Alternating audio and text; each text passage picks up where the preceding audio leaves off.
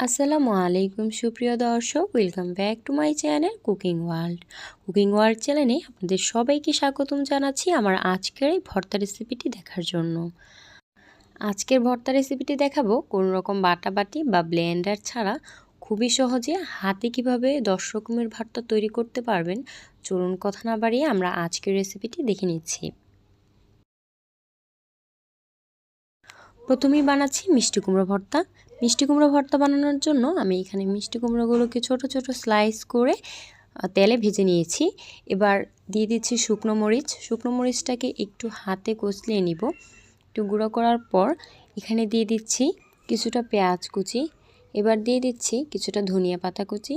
এবার একসাথে অল্প একটু তেল দিয়ে পেঁয়াজ, মরিচ এবং ধনিয়া পাতা একসাথে মিক্স করে এবার একসাথে মিষ্টি কুমড়া আর পেঁয়াজ মরিচের যে ভর্তা দুইটা একসাথে মিক্স করে চটকিয়ে নিই।